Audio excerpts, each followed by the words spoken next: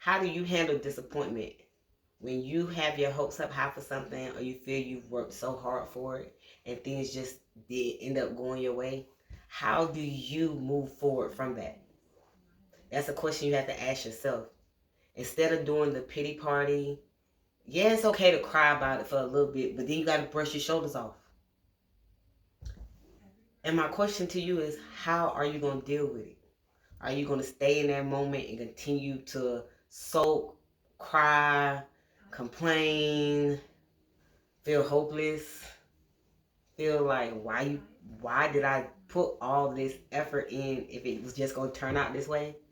Or are you just going to dust yourself off and keep going? And those are questions that I had to ask myself. I recently just went through a great disappointment. I didn't ask for the disappointment. I actually didn't even ask for the praise. I just put in the hard work and got my hopes up high because somebody reached out to me. But then I had to realize, like, Layan, don't settle in that moment.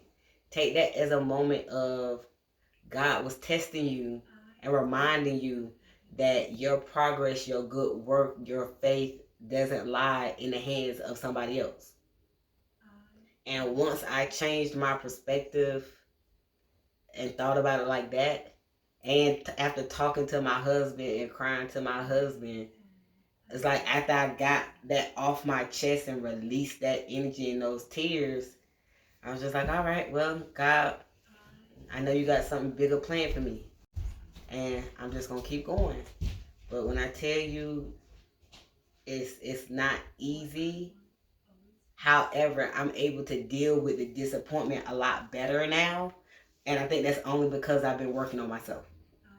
Like, truth be told, for the last 2.5 years, I've been working on myself, praying, writing down my goals and dreams again. Like I always used to, but I took a break from it. And then I wondered why things started getting so chaotic in my life. And it's because I stopped doing those things. So I started implementing those things back in, learning how to take life's punches and let them work for you versus beat you down.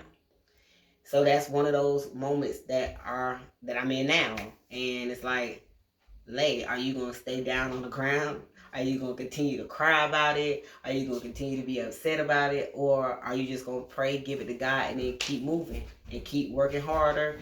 And again, stop seeking praise and validation in other people, because they don't control my life. They don't control what happens in my life. God does. And me walking through the path that God put within me is we carry the fate of what happens. So don't give away your power. Don't give away your power and put it in somebody else's hands. It's not theirs to have. And if you give it to them, it's only going to make situations worse. Take back control of your own power. That's all I'm saying. That's how I'm choosing to deal with this disappointment. I'm going to hold my head up high and I'm going to keep pushing forward, because what I was doing was working. And maybe it's just not my time right now, and that's okay. But I had to be okay with realizing that and looking at it on a broader playing field versus just soaking in the hurt. So, yeah, I hope that maybe the way I choose to deal with disappointment will help somebody, because I know in the past I didn't used to deal with my disappointment like that. It was, I want to be disrespectful and take low blows and stuff like that, and I'm not doing that this time. I'm rising higher because I hold myself higher. So that's how I'm choosing to deal with my disappointment. How are you choosing to deal with yours? Don't let it beat you down. Pick your own self back up. Dust your shoulders off and pat yourself on the back and keep pushing forward. All right, bye y'all.